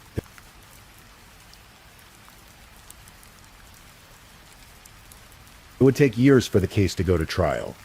Years of waiting, of reliving the trauma, of wondering if justice would ever be served. But finally, in the fall of 2025, nearly 4 years after Cheryl's death, the case went before a jury. The prosecution, led by Assistant District Attorneys Kate McDougall and Lindsay Nasson, presented their case. They revealed details that had been kept from the public during the investigation, and those details were horrifying. The medical examiner determined that Cheryl had been stabbed 217 times. 217. It's difficult to comprehend that number. Each stab wound represents a moment of violence, a moment of rage, a moment when Bruce Mybin chose to drive a blade into Cheryl's body. The brutality was so extreme that Cheryl's family had to hold a closed casket funeral. Her mother, Pearl, would later describe the crime as vicious. Her daughter had been so badly mutilated that they couldn't allow anyone to see her. The prosecution presented evidence of the text messages Cheryl had sent to her friend, messages in which she said she was done with Bruce. They presented evidence of his prior threats, of the knife he'd used to intimidate her in her own home. They painted a picture of a man who could not accept rejection, who could not let go, who responded to the end of a relationship with unspeakable violence. Bruce's defense team tried to argue that the prosecution couldn't prove he knew Cheryl wanted to break up with him, or that he would have reacted violently if he had known. But the jury saw through that argument. The evidence was overwhelming. On Monday, November 4th, 2025, after hearing all the evidence, the jury returned with their verdict: guilty of first-degree murder. The next day, Wednesday, November 5th, 2025, Bruce Mybin stood before Judge Thomas Drexler in Essex County Superior Court for sentencing. First-degree murder in Massachusetts carries a mandatory sentence of life in prison, without the possibility of parole. There was no question what Bruce's fate would be. But before the sentence was formally imposed, the court allowed victim impact statements. This was the moment when Cheryl's family could finally address the man who had taken her from them. Pearl Garner, Cheryl's mother, stood and spoke directly to Bruce Mybin. Her words were powerful, filled with pain and anger and grief. She told him he didn't deserve to be walking there. She told him he would get what he deserved, because God doesn't like ugly. She described how she sat on her porch at night alone and cried. When Cheryl was murdered, she said, a piece of her died with her daughter. Judge Drexler then formally sentenced Bruce Mybin to life in prison without the possibility of parole. He would be committed to the Sousa Baranowski Correctional Center, where he would remain for the rest of his life. Essex County District Attorney Paul Tucker released a statement after the sentencing. He said that the verdict and sentence would ensure that Bruce would be held accountable for his senseless and atrocious conduct. The hope, he said, was that the family and friends of Cheryl Pringle could find some comfort in the outcome. As we come to the end of this story, it's important to remember who Cheryl Pringle really was. Not just a victim, not just a statistic, but a living, breathing human being with dreams and plans and people who loved her. She was a woman who earned 2 college degrees, who worked hard for more than 10 years in her field, who loved fashion and photography and travel. She was a mother who adored her son and pushed him to be his best self. She was a friend who lit up every room she entered, whose smile was constant and beautiful. She was a daughter who stayed close to her mother, a sister, a cousin, a beloved member of a large and loving family. She had just had an offer accepted on a new home. She was moving forward with her life, making plans, dreaming of the future. And then, in one terrible night, all of that was taken away. Domestic violence is an epidemic that too often ends in tragedy. The statistics are staggering. On average, more than 3 women are murdered by their current or former intimate partners every day in the United States. When a woman tries to leave an abusive relationship, the risk of violence increases dramatically. The most dangerous time for a victim is often when they've decided to end the relationship. Sherelle made that decision. She told her friend she was done with Bruce. She was ready to move on, and he couldn't accept it. If you or someone you know is experiencing domestic violence, please reach out for help. The National Domestic Violence Hotline is available 24 hours a day at 1-800-799-7233. All calls are confidential and free. You can also visit their website at thehotline.org. Bruce Maiden is now in his late 40s, serving a life sentence in a Massachusetts prison. He will never walk free again. He will never have the chance to hurt anyone else. But that doesn't bring Sherelle back.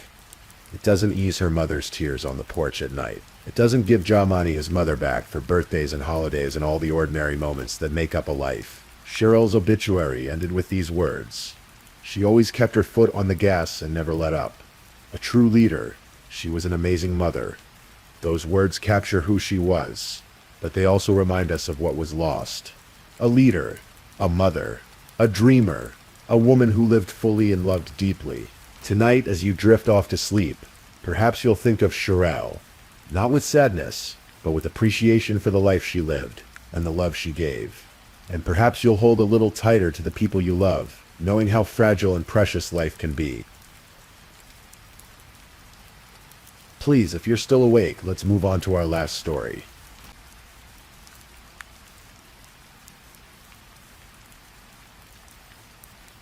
Story 5. Tonight, we'll explore a story from the quiet streets of Wadsworth, Ohio. This is a case that reminds us of the fragility of trust and the darkness that can hide behind the most ordinary facades. In the spring of 2018, the town of Wadsworth, Ohio, was the kind of place where people still left their doors unlocked. It was a community built on decades of neighborly trust, where everyone knew everyone, and the worst crimes were usually nothing more than a stolen bicycle or kids spray painting graffiti in the park after dark. On Portage Street, in a modest home filled with memories spanning nearly a century, lived Margaret Douglas. At 98 years old, Margaret was a living connection to a different era. Born in 1919 in Akron, she had witnessed the Roaring Twenties as a child, survived the Great Depression, and watched the world transform through 2 world wars and countless technological revolutions. Margaret had always been the social type. In her youth, she worked at O'Neill's department store in Akron, where her warm personality made her popular with customers and coworkers alike. After the Second World War ended, she met Donald Douglas, an Army veteran who had returned home to work at the Ohio Match Company. Their love was simple but profound. They married and built a life together in their Wadsworth home, sharing quiet pleasures, tending to their garden, watching Cleveland Indians games on warm summer evenings, and taking modest trips when they could afford them. The couple never had children, but their home was filled with love nonetheless. When Donald passed away in the year 2000, Margaret found herself alone for the first time in decades, but she was determined to maintain her independence. She continued living in the home they had shared, surrounded by photographs and memories, finding comfort in the familiar rooms where she and Donald had laughed, argued, made up, and grown old together. By 2018, Margaret had outlived her 2 sisters and her brother. At 98, she was looking forward to reaching her 100th birthday, just 2 years away. Despite her advanced age, she lived alone and managed reasonably well with help from her nephew Howard Ledger and his wife Cindy. They would stop by regularly to check on her, bring groceries, and make sure she had everything she needed. Margaret's trusting nature was both her greatest strength and, tragically, her fatal vulnerability. She rarely locked her doors. In her nearly century-long life, she had learned to see the good in people, and she trusted her neighbors in this quiet, safe community. Why would she need to lock her doors? Nothing bad ever happened in Wadsworth. Just a few houses down Summit Street, another family lived a very different kind of life. The Ramsey family consisted of Stephen and Christine Ramsey and their son Gavon. To the outside world, they seemed like any other suburban family. But inside their home, darkness was growing. Gavon Ramsey was 17 years old in the spring of 2018. He was a junior at Wadsworth High School. Tall and seemingly ordinary in every way. But beneath the surface of this teenage boy lurked something deeply disturbed. Since the age of 10, Gavon had exhibited troubling behaviors. There were records of him chasing his siblings with knives, concerning enough that mental health professionals worried he might harm himself or others. As he grew older, Gavon's behavior escalated. He was suspended from school for bringing an airsoft gun to campus. Another time, he climbed onto the roof of Central Intermediate School and broke in. He spray-painted graffiti in a city park. These incidents were dismissed as teenage rebellion, the kind of mischief that many adolescents get into, but they were signs of something far more sinister. Gavon kept a journal. In it, he wrote extensively about serial killers, studying their methods, their motivations, their psychology. He documented his own dark fantasies, writing about strangling people, about rape, about murder. He wrote that he wanted to know what it felt like to kill someone with his bare hands. Not with a weapon, but with his own strength, feeling the life drain away beneath his fingers. He had been in counseling for years, diagnosed with ADHD and depression.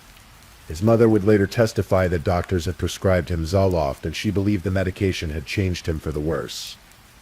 But the truth was more complicated. Gavon's violent thoughts and lack of empathy suggested something deeper, something that medication alone couldn't explain. In the year before Margaret's murder, Gavon had sought employment at a funeral home. This detail would later take on chilling significance. Forensic psychologists would identify this as a common pattern among individuals with necrophilic tendencies, seeking access to corpses through legitimate employment. Gavon also had a pattern of meeting men through dating apps like Grindr. But his intentions weren't romantic or sexual in the conventional sense. He would meet these men, sometimes have encounters with them, and then rob them. On at least one occasion, he assaulted a man to force him out of his car, stealing the vehicle to make his escape. It was a pattern of escalating violence, each act bolder than the last, each crime feeding a growing hunger for something more extreme. He would break into cars around the neighborhood with his friend Zachary, stealing small items, spare change, whatever they could find. These weren't crimes born of desperation or poverty. They were crimes of opportunity, of thrill-seeking, of a young man testing boundaries and finding that each line he crossed only made him hungry to cross the next one. On the night of April 5th, 2018, something shifted in Gavon Ramsey. Perhaps it was the culmination of years of dark fantasies. Perhaps it was a decision he had been building toward for months. Whatever the catalyst, Gavon made a choice that night that would destroy multiple lives and shock an entire community. Margaret Douglas was last seen alive that day, April 5th. She was in her home on Portage Street, going about her evening routine as she had done thousands of times before. She had no idea that someone was watching, planning, waiting. In the early morning hours of April 6th, between 2:09 and 4:10 a.m., Gavon Ramsey walked through Margaret's unlocked door. He was wearing plastic gloves, a detail that would later prove he had planned this carefully. This wasn't a spontaneous act of violence or a burglary gone wrong. This was premeditated murder. Gavon found Margaret sleeping on her couch. For several minutes he stood there filming her with his cell phone. An elderly woman, innocent and vulnerable, completely unaware of the evil that had entered her home. Then, as she began to stir, Gavon made his move. He strangled her. Not quickly, not mercifully. Strangulation is one of the most intimate and brutal forms of murder. It takes several minutes for someone to die this way. Margaret would have woken to find a stranger's hands around her throat, squeezing, cutting off her air. She would have struggled, fought, her 98-year-old body doing its best to survive. The bruising on her face and head suggested she tried to fight him off. And she was, according to her nephew, a feisty woman who wouldn't have gone down without a fight. But Gavon was young and strong, and Margaret was old and frail. Eventually her struggles weakened. Eventually she stopped breathing. And then the true horror began. Devon spent the next 2 hours in that house with Margaret's body. He undressed her. He posed her in various positions. He took photographs and videos. He engaged in acts so disturbing that even in a true crime context, they're difficult to describe. He used her dead hand to pleasure himself. He sexually assaulted her corpse, documenting everything on his phone. These weren't impulsive acts. Gavon had organized these files on his phone, in a hidden folder. He called it Dark. The password he chose to protect this folder was simple and telling: murder. When he was finally done, Javon stuffed Margaret's small body into a closet that measured just 1.5 feet by 2.5 feet. He contorted her limbs to make her fit, then covered her with clothes and a vacuum cleaner. He took her red wallet as a trophy. Then he walked out of her house and went home, arriving before his parents woke up at 5 a.m. Later, Gavon would tell investigators that he felt nothing. No guilt, no remorse, no emotion at all. He simply continued with his life, breaking into cars, drinking, smoking marijuana, as if he hadn't just committed one of the most depraved murders in Ohio's history.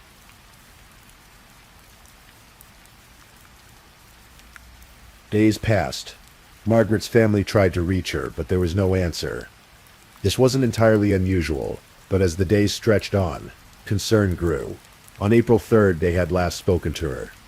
By April 9th, 6 days later, her nephew Howard was worried enough to call the police. Officers from the Wadsworth Police Department went to Margaret's home to perform a wellness check. They searched the house but didn't find her. The home appeared undisturbed. There were no obvious signs of a struggle, but Margaret was nowhere to be found. That evening, Howard and Cindy arrived to help with the search. They looked through the house more thoroughly, and then Howard opened the closet. Underneath a pile of clothing and a vacuum cleaner, he found his aunt. The image of Margaret's body, crammed into that small space, would haunt him for the rest of his life. The Wadsworth Police Department immediately launched a homicide investigation. The scene was disturbing. Margaret's nightgown was torn. There was bruising on her face and head. The trauma to her neck indicated strangulation. Her disheveled, partially removed clothing suggested sexual assault, though the autopsy would later reveal no evidence of assault on her living body, a detail that would become significant. Forensic teams collected DNA and fingerprints. Family members were tested and ruled out. Investigators found a crucial piece of evidence in the backyard: a discarded plastic glove. Whoever had killed Margaret had worn gloves to avoid leaving evidence, but had carelessly dropped one while fleeing. The investigators also noted that Margaret's red wallet was missing. They began to theorize this might have been a burglary gone wrong, though the level of violence seemed excessive for a simple robbery. The case might have gone cold if not for a seemingly unrelated incident. Around the same time as Margaret's murder, there had been a series of petty crimes in the area. Cars broken into, a construction trailer burglarized, small-time stuff. The kind of crimes that usually get low priority, but sometimes it's the small crimes that crack the big cases. Someone had broken into a construction trailer and left their phone behind. Police traced the phone to a young man named Zachary. When they brought him in for questioning, Zachary was quick to cooperate. He told them his friend Gavon Ramsey had been involved in the trailer break-in. More than that, Gavon had been behind a series of break-ins and petty thefts.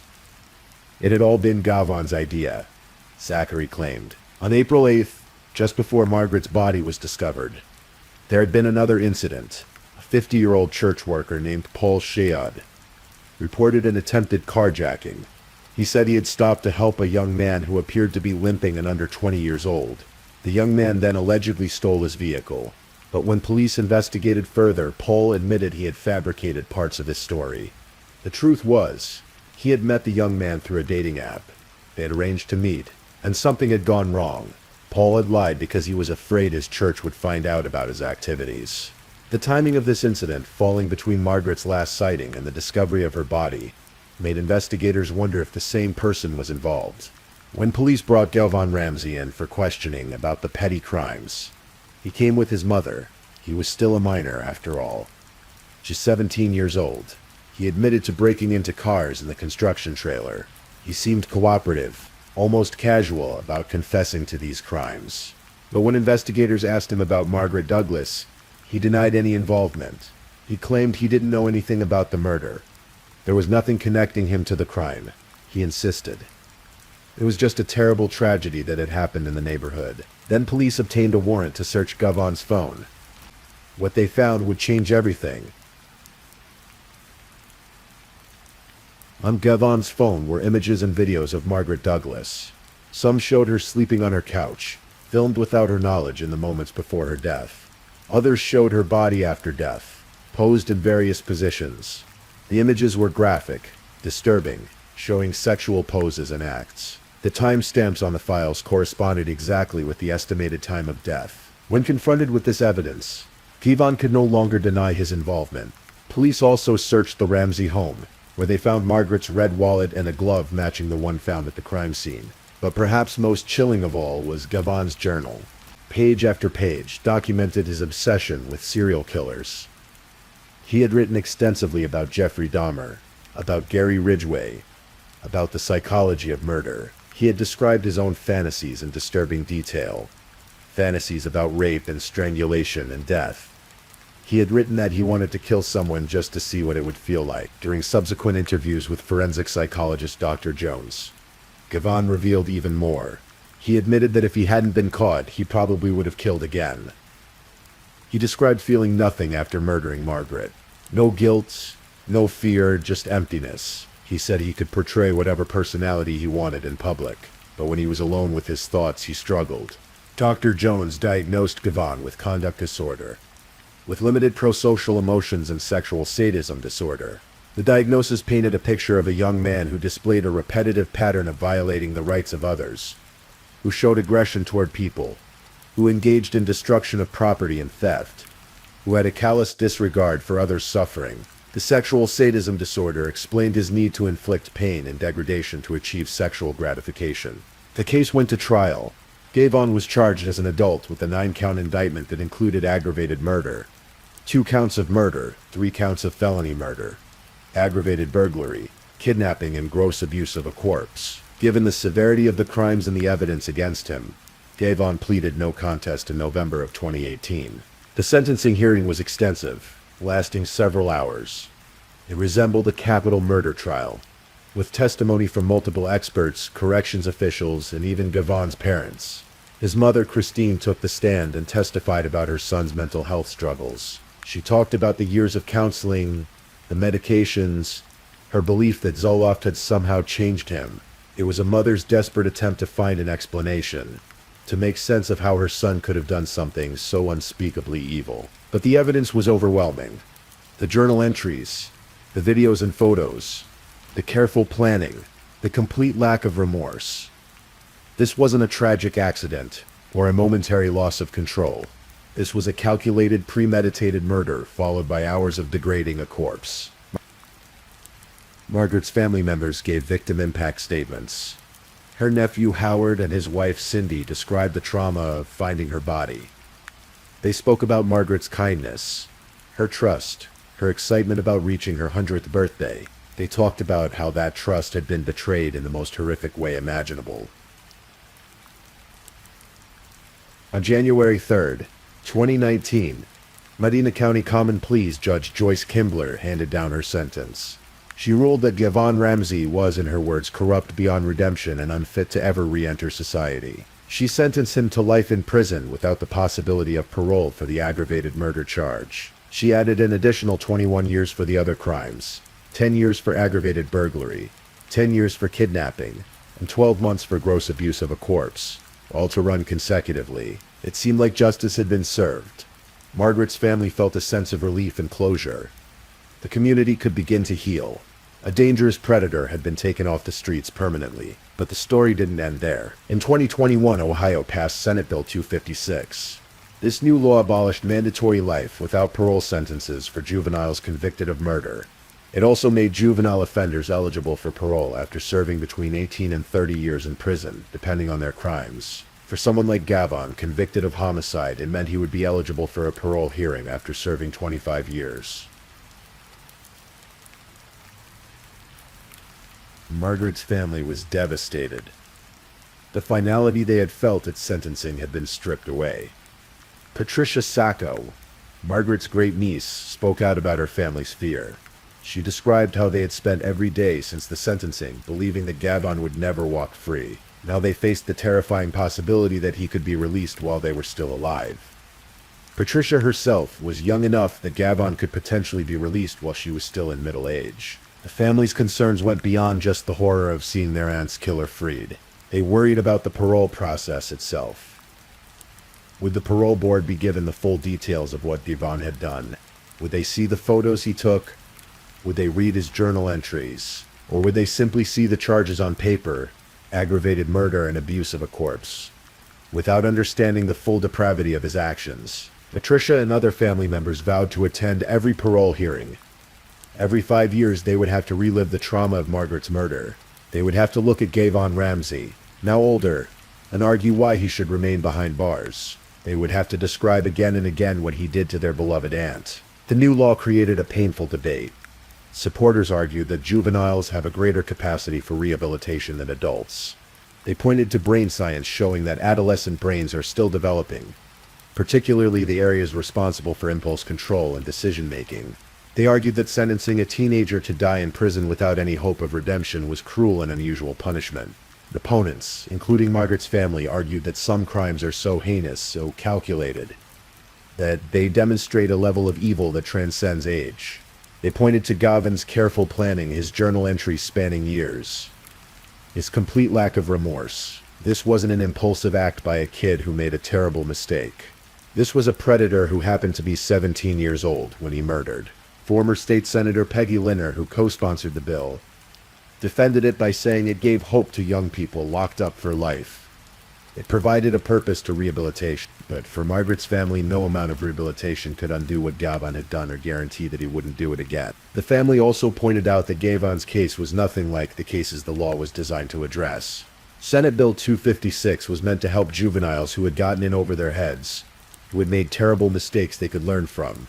It wasn't meant for someone like Gavon, who had exhibited signs of being a sexual sadist and potential serial killer, who had planned and executed a murder with the sophistication of someone much older. Judge Kimbler's original ruling had specifically cited the Supreme Court standard that life without parole for a juvenile could only be imposed if the offender was deemed irreparably corrupt, beyond redemption and unfit to ever re-enter society. She had carefully considered all the factors before reaching her conclusion. Now, a different judge at future parole hearings would make the determination. As of today, Gavon Ramsey remains incarcerated at the Grafton Correctional Institution in Ohio. He is serving his life sentence, but with the passage of Senate Bill 256, he will be eligible for his first parole hearing in 2043. After serving 25 years, he will be 42 years old. Margaret's family continues to live with the trauma. Patricia Sacco has described checking closets before bed, checking locks multiple times each night, keeping a gun nearby for protection. The fear that Gavon instilled doesn't end with his imprisonment. It lives on in the hearts of those who loved Margaret. The case raises difficult questions that our society continues to grapple with. How do we balance mercy and justice? Can someone who commits such acts ever truly be rehabilitated? At what point does a person's age become irrelevant in the face of their actions? How do we protect society while also acknowledging that juveniles are different from adults? There are no easy answers. Margaret Douglas lived for 98 years. She survived wars, economic depressions, personal losses. She trusted her community and kept her doors unlocked. She was counting down to her 100th birthday when her life was brutally stolen from her in her own home. Gavon Ramsey was 17 years old when he walked through her unlocked door, wearing plastic gloves and carrying a cell phone to document his crimes. He strangled her, spent hours degrading her body, stuffed her into a closet, and went home as if nothing had happened. The Wadsworth community has never been quite the same. The neighbors on Portage Street and Summit Street lock their doors now. The trust that defined the community for generations has been fractured. Parents look at their teenage children differently, wondering what darkness might be hiding behind familiar faces. And every 5 years, when Gavon becomes eligible for another parole hearing, Margaret's family will have to return to court. They will have to tell Margaret's story again. They will have to argue that the teenager who committed these crimes has not changed in any way that matters, that some acts are so evil they can never be forgiven or forgotten. Justice, in the end, is a complicated thing. The law tries to balance punishment and rehabilitation, retribution and hope, but for Margaret Douglas, there is no balance to be found. She is gone. Her final years stolen, her dignity violated, her trust betrayed. Her family can only hope that the justice system will remember her, will remember what was done to her, and will keep Galvan Ramsey behind bars where he can never hurt anyone else again. And so, as you drift off to sleep tonight in the safety of your own home, remember to be grateful for the ordinary moments of life, for neighbors you can trust, for doors you can leave unlocked if you choose, for the simple gift of growing old, surrounded by love and peace. Margaret Douglas deserved that gift. Instead, she became a cautionary tale about the darkness that can hide in plain sight, in the most ordinary of neighborhoods, in the heart of a teenage boy who looked so normal on the outside. Thank you for listening to tonight's true crime story. Rest peacefully knowing that another story awaits you next time, ready to accompany you on another journey toward restorative sleep. But if you're still awake, don't forget to like and subscribe so you don't miss our next true crime stories. And until next time, stay safe and take care. Good night.